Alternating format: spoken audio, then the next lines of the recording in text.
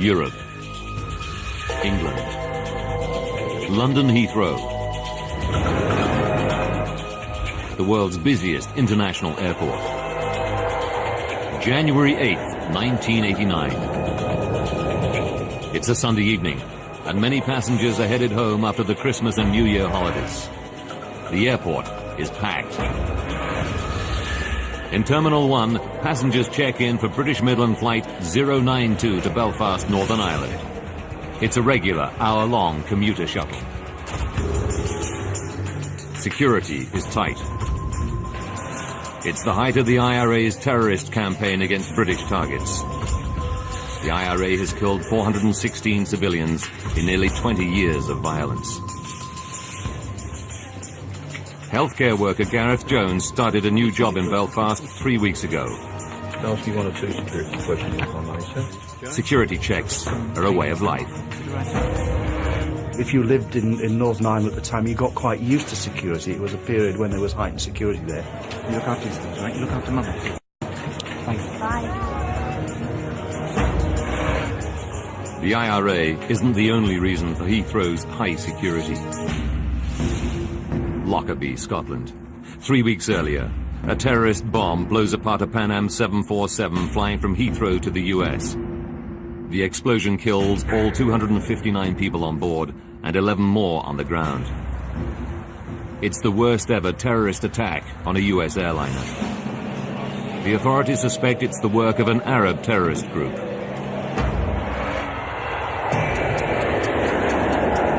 Will the before-start checklist down the line then, please?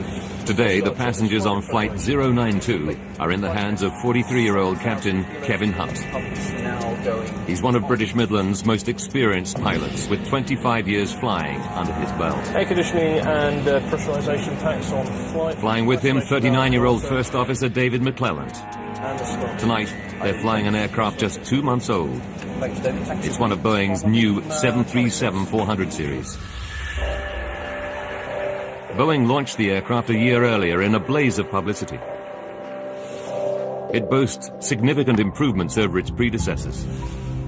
Its new CFM56 engines are the most powerful of their kind, and the cockpit display features state-of-the-art technology, including computerized TV screens and LED dials, which replace the traditional mechanical gauges. 7:15 p.m. Boarding cars, please. Thanks. 118 passengers board the brand new plane and take their seats. Brakes released, and you are clear to push. We're going to start engines 2 and 1 on push. Captain Hunt starts up the 2 engines. The 400 series aircraft is still new to him. He's clocked just 23 hours. First Officer McClelland has 53 hours. All pressures rising. Seatbelts on there, sir.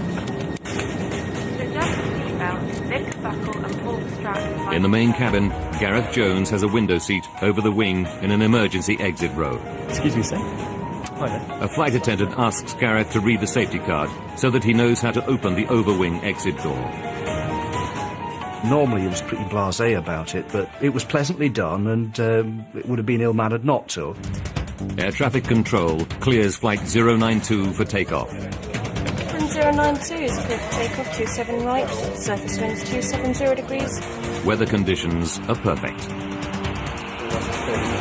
on my 27 right, Have to go? Let's go. First Officer McClelland throttles the engines up.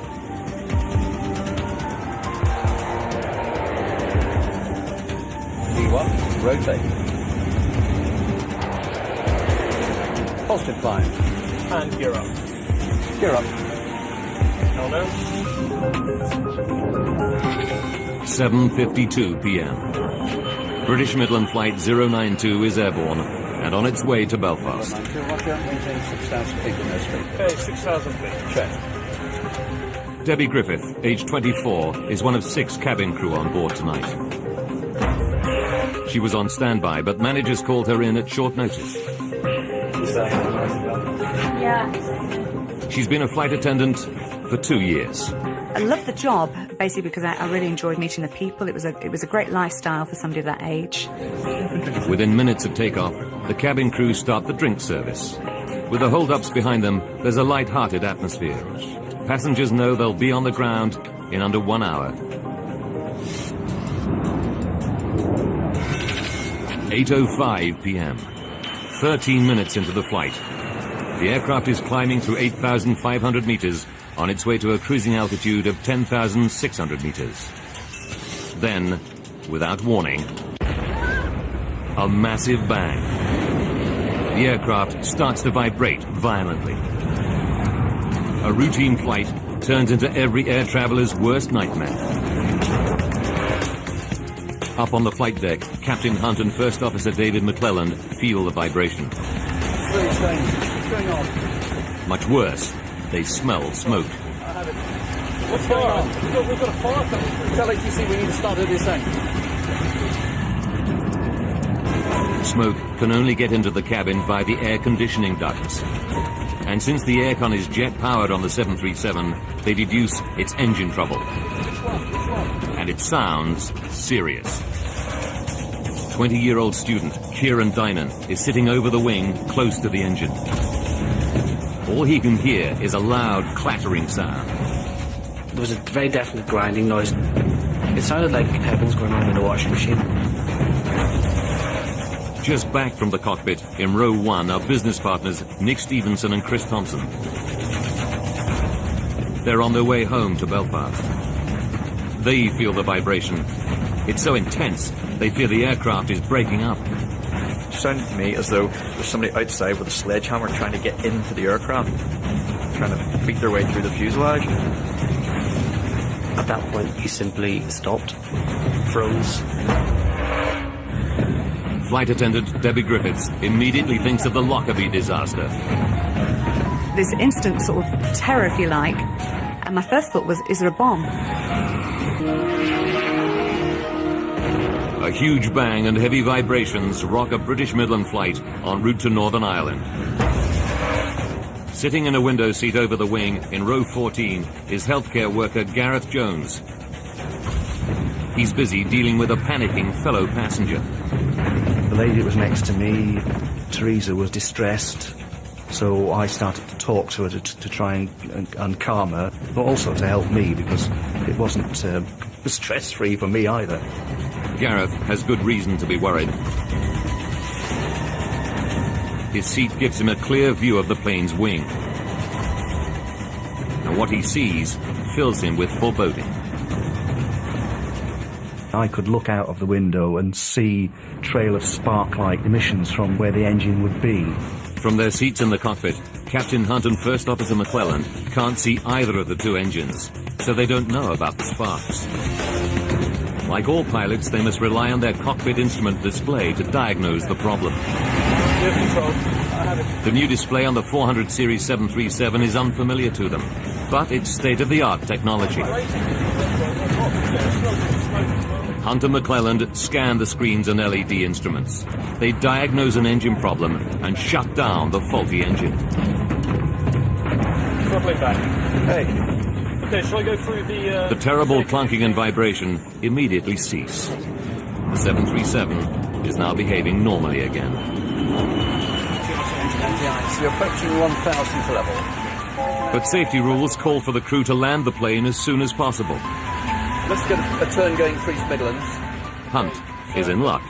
Air traffic control clears him for an emergency landing at East Midlands Airport, just 10 minutes flying time away. Control, fly heading 090, be vectoring for the ILS. Roger, Midland 92, descending flight level 120.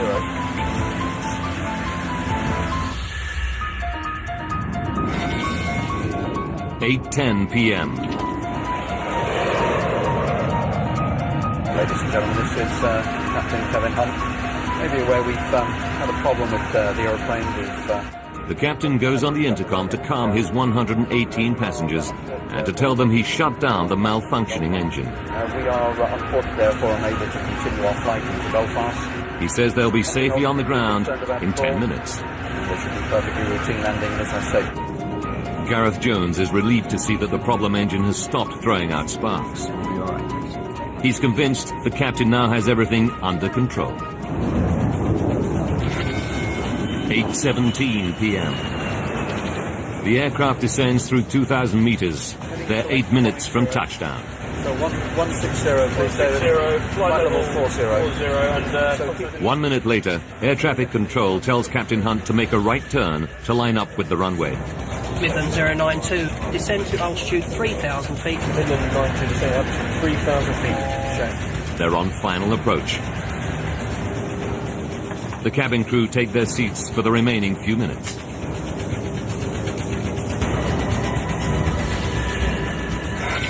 "8:20 p.m.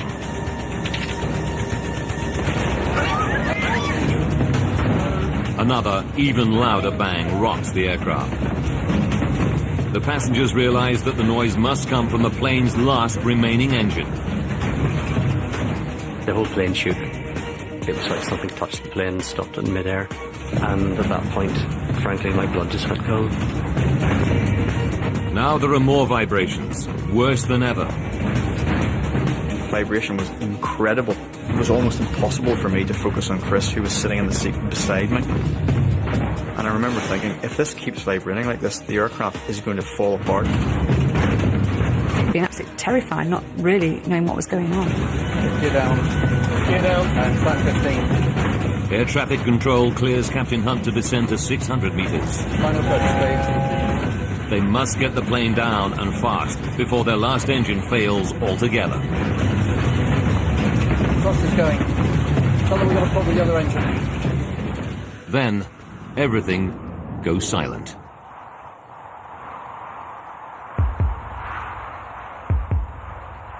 The plane's last engine has given out.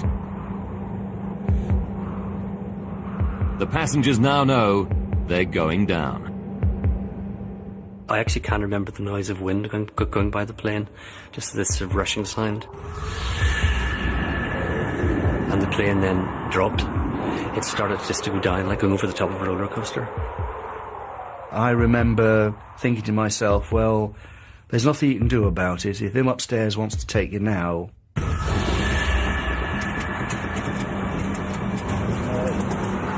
Captain Hunt has lost both engines. With no forward thrust, the plane is now fighting a losing battle with gravity. 66210 knots. Hunt orders the first officer to try to restore power. McClelland begins the reignition sequence, but they're losing height rapidly. Now the left engine catches fire. Fire. Shall I do the fire drill? She's not going. The 737 is dropping out of the sky. Captain Hunt's control column starts to shake violently. The ground proximity warning system tells him he's coming down too quickly. The pilots can see the airport runway lights less than 2 kilometers away. But there are more lights closer to the plummeting plane. The lights of the M1 motorway, the UK's major north-south artery. If they crash on the motorway, the death toll could be horrendous.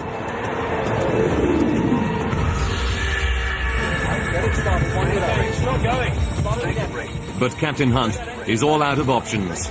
The ground is coming up fast. Somebody on board said, Jesus, we're all going to die. 8:24 p.m. British Midland Flight 092 is just 1 minute from East Midlands Airport. Flaps one, please. Speed 190. Captain Hunt can see the runway lights, but he's lost both engines, and one's on fire. His only hope, to keep the aircraft airborne long enough to crash land on the runway. The passengers haven't heard from the captain for 10 minutes, but they know they're going to crash. Stupid thoughts go through your head, like who's going to cut the grass. Part of your brain is saying, this plane's crashing, and part of it was saying, it can't be, because it doesn't happen. Now Captain Hunt can see the village of Kegworth.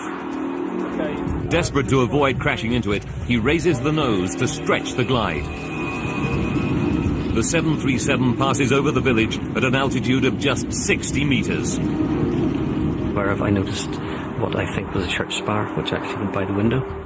And I sort of thought, a church spire going past the window, I'm in a plane. But beyond Kegworth, lies the M1 motorway.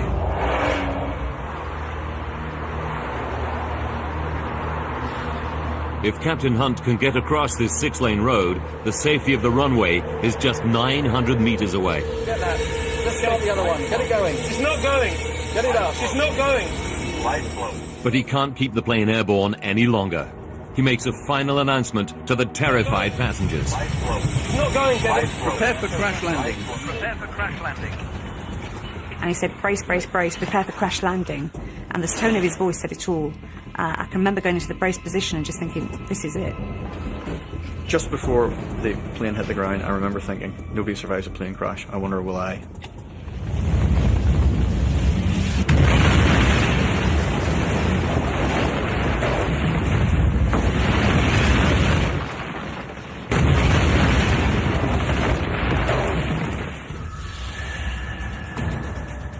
"30 meters before the motorway, the tail section hits the ground and bounces back into the air. The plane smashes through trees near the edge of the motorway. It was horrendous. It just seemed to go on forever. Sort of suck the breath out of you. It careens across the road, destroying a light on the central reservation. The aircraft slams into the embankment on the far side of the M1 and breaks into 3. I just remember being crushed and then nothing. Total silence. It comes to rest just 900 meters from the safety of the runway. Captain Hunt made it across the motorway, just. Incredibly, no cars are passing at the moment of the crash. Inside the wreckage of the 737's middle section, Gareth Jones and his fellow passenger Teresa are alive. They're sitting over the wing, the strongest part of the aircraft. Gareth is not even badly hurt. He cannot believe his luck, but the danger isn't over yet. When I opened my eyes, I could see the little bush that was on fire and thought, hang on, this is dangerous. We're right over the wing's full of fuel, we'd better get out of this place pretty quick. It's a miracle the plane's 5,000 plus litres of aviation fuel haven't caught fire. But the fuel is now pouring out of the damaged wings, and one of the engines is still in flames. If the fuel ignites, Gareth and any other survivors will have little chance. Having lived through an air crash, they could still burn to death. Gareth desperately pulls the emergency door handle, but it won't open. Fortunately, I remembered Jamie's instructions on the card and grabbed the handle, pulled the door in and threw it out. Before the crash, Gareth told fellow passenger Teresa that if they survived the impact, he would get her out. I remember sticking my head back in through the hatch and shouting, Teresa, give me a hand, and this little hand appeared out of the blackness. And I remember pulling her out through the door. Now Gareth climbs back into the plane to look for other survivors. He finds a horrifying scene. Twisted wreckage, injured people shouting for help, and others who are ominously silent. There were people clearly struggling to get out and others that were not moving, and you knew what had happened to those that were not moving. And that's one of the memories I'll carry with me to my grave. In row 1, in the plane's broken front section, business partners Nick Stevenson and Chris Thompson. Chris is unconscious and severely injured, but Nick is one of the luckier ones. He comes round quickly. The first thing I thought is, I'm alive. The second thing I thought is, there's going to be a fire, get out. He doesn't have the strength to help Chris. He tries to get up, but a searing pain in his left leg stops him. And yet he knows he must overcome the pain to get out. You know, the survival instinct just takes over. The drive, it's incredible. I just knew I was going to get out. I had to get out. Nothing else was of any importance whatsoever. He reaches a break in the fuselage and shouts to passing drivers who've stopped to help. He said, yeah, we see you, you're okay, you know, we'll get you. Carried me down the embankment. Still trapped in the wreckage of the nose section, flight attendant Debbie Griffith. She's in a bad way. But her main fear is a fuel explosion. I was having real problems breathing and actually felt like I was dying. I was really sort of fighting to live. And I just expected the engines to go. And I can actually remember thinking, it has to be quickly. And 20-year-old Kieran Dynan hangs right over the edge of the shattered midsection. He's badly injured and drifts in and out of consciousness. All the seats in front of me were gone. There's nothing. It was just debris and nothing. 8:30 p.m. 5 minutes after the crash, the fire crews reach the aircraft. They start to douse the whole area with foam. The fireman shouted through, "We've got the engines out." So at least then I knew that we were in with a fighting chance. Within 2 minutes, the engine fire is out. The rescue can begin. Now firefighters scour the plane for survivors. They have the grim task of checking which passengers are dead and which still have a spark of life. I literally just woke up as he shone the torchlight in my eyes, and he said, "Quick, this one's still alive."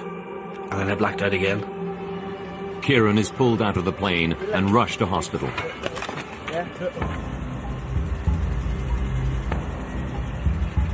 8 hours after the crash, rescuers pull the last survivor from the wreckage of British Midland Flight 092. The time is 4:20 in the morning.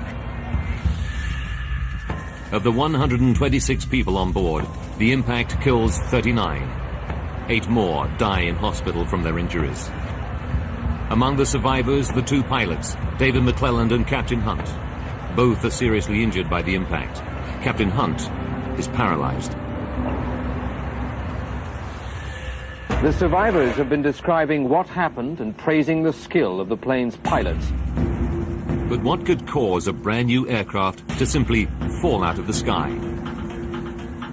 Sabotage by terrorists is one possibility. It's just 3 weeks since a Pan Am 747 exploded in mid-air above the village of Lockerbie in Scotland, killing 270 people. Did a terrorist bomb down this plane too? Now, by rewinding the day and by going deep into the investigation, we can reveal what really happened on Flight 092.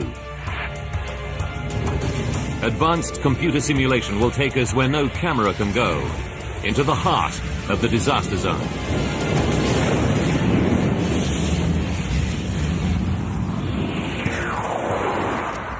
Eddie Trimble is the chief investigator from the UK's Air Accident Investigation Branch. He's worked on all the major air disasters in the UK over the last 30 years.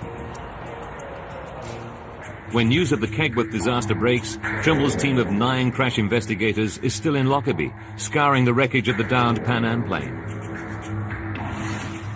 Now he fears another terrorist outrage has claimed lives on British soil.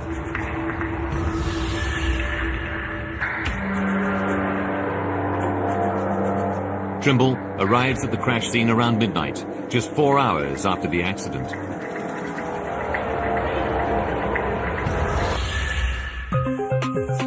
As the hours pass, he finds none of the telltale signs of damage from explosives. The team quickly rule out a terrorist attack as the cause of the crash. This is not another Lockerbie. Investigators now turn to the possibility of mechanical failure. Survivors report a double engine failure. It seems almost incredible, but the theory soon surfaces in news reports. The experts say the chances of both engines on a brand new airliner failing at the same time are 100 million to 1. But that seems to be what happened last night. Eddie Trimble knows that if both engines failed almost simultaneously, the implications are enormous. There are 18 of the new 737s in service. Could they all be flying with a fatal flaw? The investigators need to find out, and fast. Chief Investigator Eddie Trimble and his team of 9 scour the crash site of British Midland Flight 092. They desperately need clues to explain what could cause both the 737's jet engines to fail. Accounts of the plane's final moments are coming in from eyewitnesses. they report flames in the left-hand engine.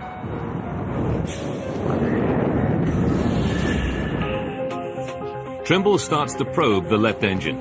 It's not an easy job. The crash impact seriously damaged it. But he soon finds something that's clearly not crash-related. The fan blades. Most of them are severely damaged or fractured. Trimble concludes that the fan blade fracture threw debris deep inside the engine. The resulting damage was fatal.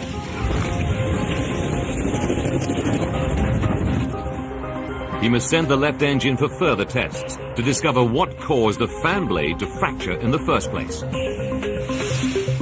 Now Trimble and his team turn to the right-hand engine, the one the cockpit voice recordings reveal is the first to malfunction. They carry out an inspection of its internal mechanisms. After hours of examination, Trimble reaches a terrible but inescapable conclusion.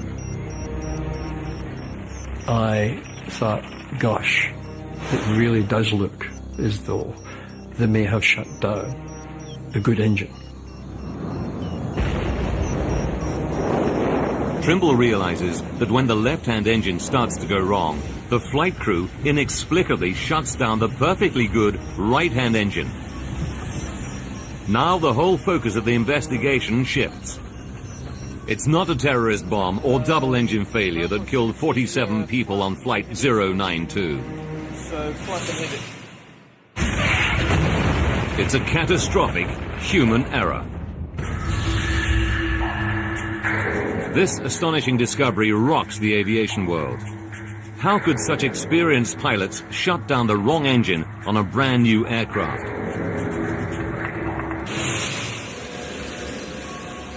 Trimble knows that the plane is one of the new 737-400 series launched a year earlier. First Officer McClelland has flown just 53 hours on the 400 series. Captain Hunt, even fewer, only 23 hours. Could the pilot's unfamiliarity with some aspect of the new design have caused the fatal error? To find out, Trimble must probe every twist and turn of events on Flight 092. Using the cockpit voice recordings, he starts to analyze every decision the pilots took on the flight deck. Okay, we're just turning off the local lights. Tell them we're fully established. Midland 092 is fully established. 8:05 p.m., just under 20 minutes before the crash. On the left engine, a fan blade fractures. The broken piece lodges inside the engine casing. The damage to the fan blade throws the finely calibrated engine out of balance. The engine now starts to shudder violently, setting up a vibration that rocks the whole plane. The fracture fatally damages the left-hand engine. It's now just a matter of time before it fails altogether. The flight crew feel the vibration and smell smoke escaping through the damaged engine seals into the air conditioning duct. They wrongly assume there's a fire in one of their two engines. Captain Hunt asks which is the problem engine. Which one? Which one? The cockpit voice recorder reveals the first act in a terrible chain of events. First Officer McClelland starts to say left, but then changes his mind. No, it's the right one. Eddie needs to find out why McClelland hesitates and then gets it wrong. He knows that the pilots can't physically see the engines. They must rely on their instrument display to diagnose the problem. The cockpit display on the new 400 series boasts LED dials and screens in place of traditional mechanical instruments. Did Hunt and McClelland have trouble interpreting its unfamiliar instrument display? Okay, we'll throttle it back. The new display has a meter to monitor unusual vibration on each engine. These should allow the pilots to see at a glance which engine is in trouble.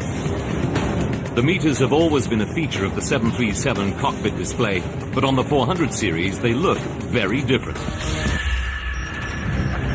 On the new 737, the engine vibration meter has an LED needle. It swings around the outside of the dial instead of the inside as in earlier versions. and it's only the size of a 20-pence piece. Trimble learns that Hunt and McClelland went on a one-day course to learn about the new 400 series. But he finds that neither of them received any simulator training on the Engine Instrument System, or EIS. Neither pilot had had the opportunity to fly a simulator and learn how to interpret the EIS, whether in normal operation or, very importantly, during abnormal operation. The crew's unfamiliarity with the new plane means they lose their first opportunity to diagnose the problem correctly. But it's still a mystery why they reached the conclusion that it's the right-hand engine that's malfunctioning. The cockpit voice recordings give Trimble another clue. Can you smell that? What is that? It doesn't be something. It smells something. When the pilots smell smoke from the damaged engine, they know the only way it can reach the cockpit is via the air conditioning system. Can you smell that? There's a fire coming through. In Captain Hunt's experience, the air conditioning on a 737 is powered by the right-hand engine. Which one is it? He assumes that is where the smoke is coming from. Well, probably back. Probably back. But Boeing has made another change to the latest 737. On the new planes, the air conditioning is powered not just by the right engine, but also by the left-hand engine. 8:07 p.m. Misled by the smoke, the pilots miss their second chance to diagnose the left-hand engine as the problem. Now, First Officer McClelland throttles back and shuts down the perfectly functioning right-hand engine. Everything seems to return to normal. The heavy vibration and banging has stopped. Ladies and gentlemen, this is Captain Kevin Hunt. If you've been aware in the cabin, we've had some smoke. And that's, A relieved Captain Hunt even goes on the intercom to tell passengers what he's done. Had to shut the right engine down as a result. We can't be... But Hunt's mention of the right engine confuses many passengers. Student Kieran Dynan recalls seeing sparks and flames coming out of the engine on the left-hand side of the plane. I thought it was strange. Why is he turned off the good engine? When it's so obvious this engine is the one on fire. But Captain Hunt and the first officer cannot physically see either of the two engines from the flight deck. Someone from the passenger cabin would have to tell him which engine is in trouble. Investigators want to know why Kieran Dynan and other worried passengers don't raise the alarm. I remember thinking, he still must know what he's doing because he's the professional. Trimble and his team conclude that this trust in the captain prevents anyone on board from raising the alarm. But the investigators still face a big mystery. Why does the aircraft seem to return to normal function after the pilots turn off the wrong engine? To solve this mystery, Eddie Trimble and his engineering specialists delve deep into the workings of the 737's jet engines. All 737s have an auto-throttle, a form of cruise control that maintains the desired airspeed by automatically sending the right amount of fuel to the engines. To shut down the engine, First Officer McClelland must disengage the auto-throttle. This returns the plane to full manual operation and allows him to start throttling back the engine. Trimble suspects that this routine step holds the key to the mystery. He turns to the plane's black box to try to find out exactly what's going on inside the computer-controlled engines at the critical moment. What Trimble discovers about the behavior of the autothrottle explains why the plane appears to fly normally on a badly damaged engine. It's a major breakthrough. The investigation team can now unravel exactly what happened aboard Flight 092 in the final, fateful seconds from disaster. 8:05 p.m. When the fan blade fractures on the left engine, its fragments damage the engine severely, causing a reduction in fan speed. The auto throttle reacts by pumping more fuel to the stricken engine, trying to maintain the fan speed. This causes the damaged engine to shudder violently and throw out sparks. These ignite surplus fuel, causing the flames seen by the passengers. 8:07 p.m. It's the left. No, it's the right one. Okay, well, Misled by the smoke coming through the air conditioning, the crew misdiagnosed the problem engine. Captain Hunt orders the fully functioning right-hand engine to be shut down. Okay, throttle it back. First Officer McClelland disengages the auto throttle and instantly pulls back the thrust lever on the right engine. The minute he does so, the vibration stops and the smell of smoke disappears. Eddie Trimble now knows why. Data from the black box reveals that when the pilots disconnect the auto throttle in order to shut down the right engine, both engines return to manual throttle. Sensors inside the damaged left engine detect that it's spinning slower than normal, which triggers a reduction in fuel flow. With the fuel flow now at a level the engine can handle, the vibration and flames disappear. Now the left engine appears to be functioning normally, when in fact it's fatally damaged. The crew naturally think they've shut down the correct engine. What they don't realize is that it is disconnecting the auto throttle that solves the problem, not, as they believe, closing down the right-hand engine. That particular effect of the auto throttle was the clincher which caused both pilots to believe that in retarding the right engine, they had identified the engine which was malfunctioning. It's a revelation to the investigators that the behavior of the 737's auto throttle might mislead pilots during an engine malfunction. And investigators are about to discover how a last terrible twist of fate snatches away the final chance to save Flight 092. You're ready to be closing the localizer from the right. Eddie Trimble has one piece of the puzzle still to fit. Why did the flight crew not notice that they'd shut down the wrong engine in the 20 minutes they had between the initial crisis and crashing? Trawling through every nuance in the cockpit voice recordings, Trimble finds a poignant moment. 12 minutes and 15 seconds to disaster.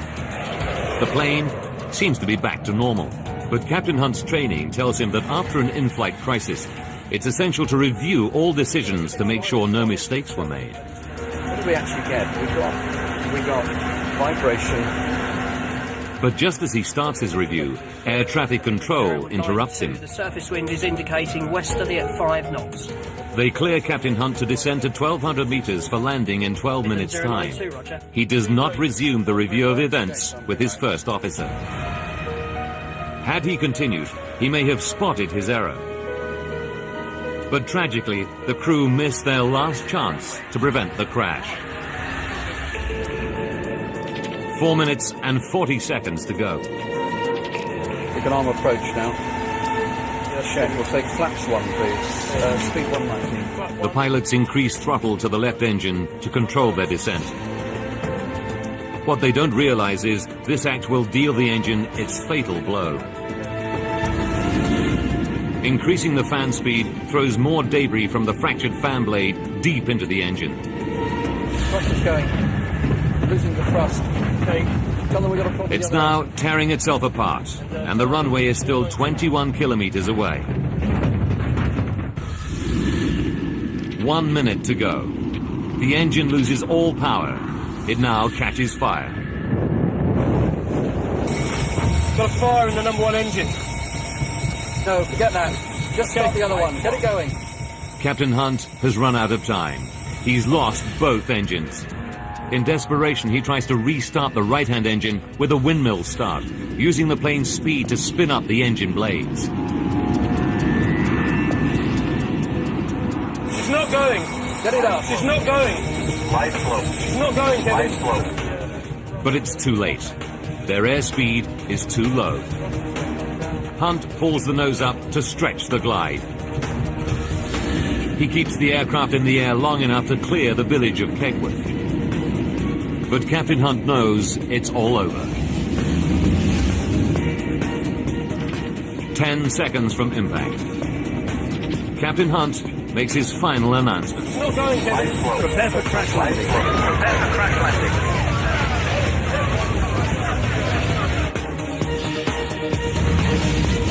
At 8:24 and 43 seconds, British Midland Flight 092 crashes into the motorway embankment at 185 kilometers per hour.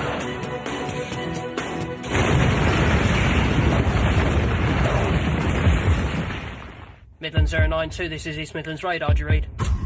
Midland 092, this is East Midlands radar, do you read? Midland 092, East Midlands, do you read? The plane comes to a stop just 900 meters from the airport runway. But 5 months after the crash, there's a final twist in the tale. A shocking discovery that grounds more than 30 of Boeing's brand new 737-400 aircraft worldwide. June 1989.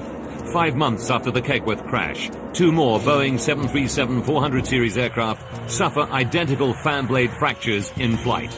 In both cases, the pilots read the signs correctly and land safely. The Civil Aviation Authority has tonight grounded all Britain's Boeing 737-400 aircraft. Aviation authorities around the world ground all planes with the same type of engine for urgent inspection.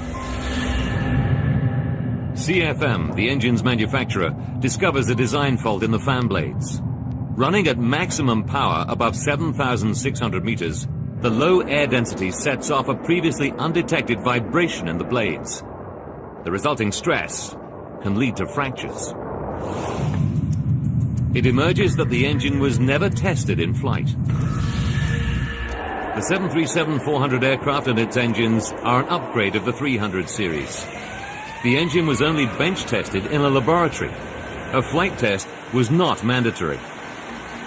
If it had been, the potentially catastrophic vibration effects on the blades might have been detected. The engine manufacturer has to redesign the engine and refit 99 400 series aircraft.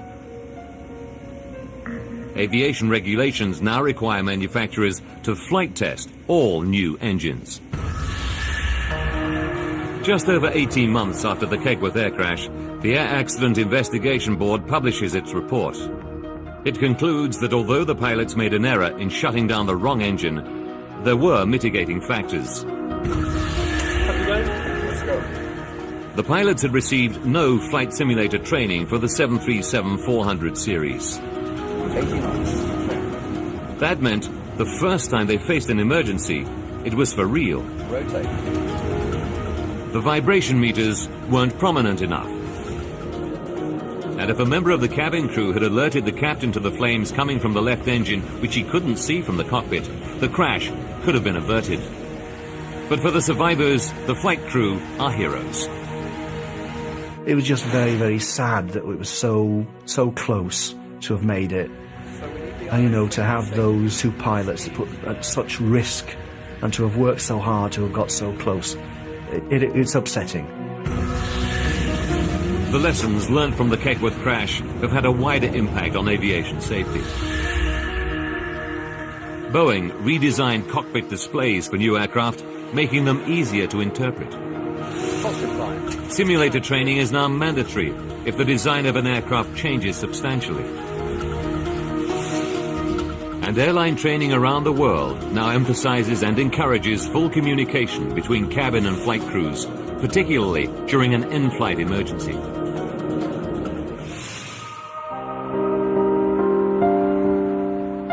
Of the 126 passengers and crew on board, 47 lost their lives. For the survivors, nothing can erase the memory of that dreadful night. But they have rebuilt their lives. Chris Thompson and Nick Stevenson both recovered from their injuries. They're still in business together in Northern Ireland. Kieran Dynan is now married with a young daughter. You know, you still worry about things, but I don't worry more. I think all my bad luck came at once, and nothing ever as bad is going to happen again. Debbie Griffith left the airline industry to train as a nurse. You can't go through a plane crash without changing. It's made me live for the moment. I've always been fairly happy-go-lucky, but I've never felt bitter. I've never felt, why me, why not me? I'm nothing special. Gareth Jones's physical injuries on the night were minor, but the emotional scars are still with him.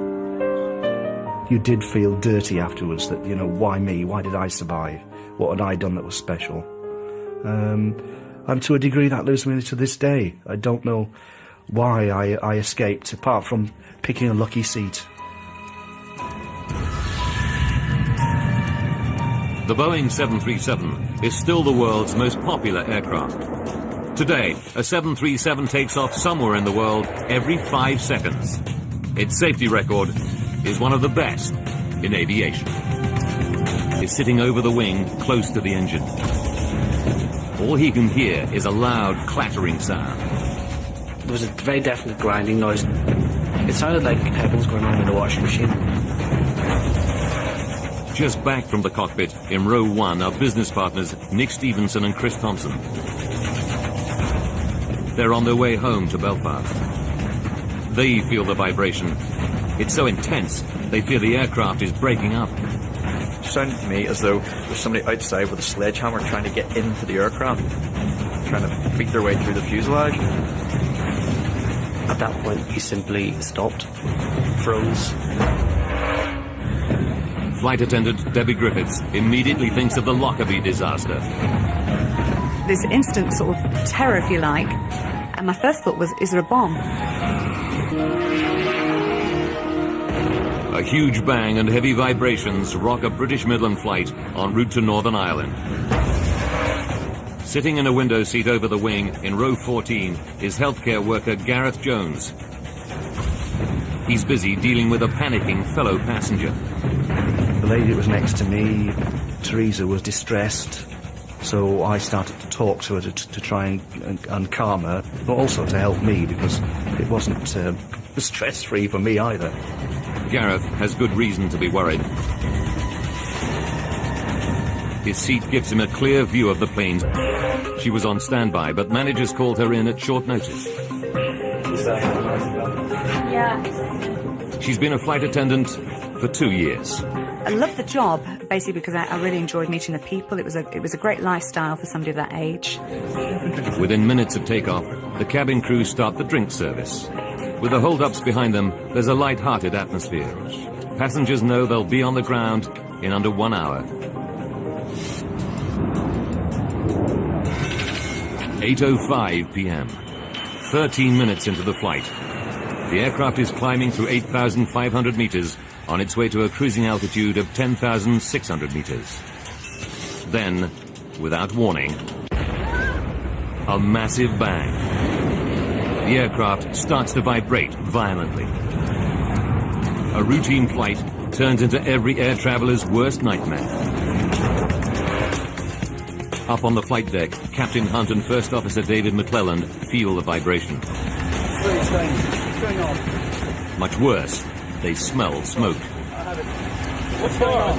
We've got a fire coming. Tell ATC we need to start at this end. Smoke can only get into the cabin via the air conditioning ducts. And since the aircon is jet-powered on the 737, they deduce it's engine trouble. And it sounds serious. 20-year-old student Kieran Dynan. Europe. England. London Heathrow. The world's busiest international airport. January 8th, 1989. It's a Sunday evening, and many passengers are headed home after the Christmas and New Year holidays. The airport is packed. In Terminal 1, passengers check in for British Midland Flight 092 to Belfast, Northern Ireland. It's a regular hour-long commuter shuttle. Security is tight. It's the height of the IRA's terrorist campaign against British targets. The IRA has killed 416 civilians in nearly 20 years of violence. Healthcare worker Gareth Jones started a new job in Belfast 3 weeks ago. LC 102 security questions online, sir. Security checks are a way of life. If you lived in Northern Ireland at the time, you got quite used to security. It was a period when there was heightened security there. You look after yourself, right? You look after Mother. Thanks. Bye. The IRA isn't the only reason for Heathrow's high security. Lockerbie, Scotland. 3 weeks earlier, a terrorist bomb blows apart a Pan Am 747 flying from Heathrow to the US. The explosion kills all 200. His aircraft is still new to him. He's clocked just 23 hours. First Officer McClelland has 53 hours. All pressures rising. Seatbelts on there, sir.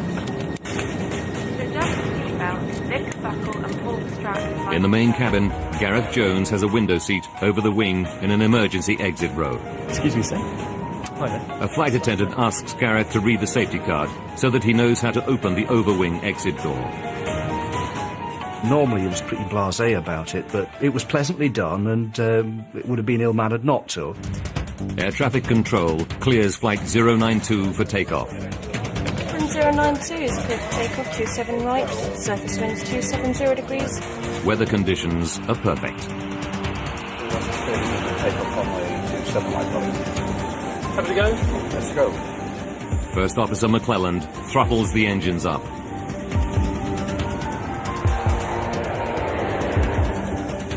D1, rotate. Positive climb. And gear up. Gear up. Oh no. 7:52 p.m. British Midland Flight 092 is airborne and on its way to Belfast. Maintain 6,000 feet in airspeed. Okay, 6,000 feet. Check. Debbie Griffith, age 24, is one of 6 cabin crew on board tonight. 59 people on board and 11 more on the ground. It's the worst ever terrorist attack on a US airliner. The authorities suspect it's the work of an Arab terrorist group.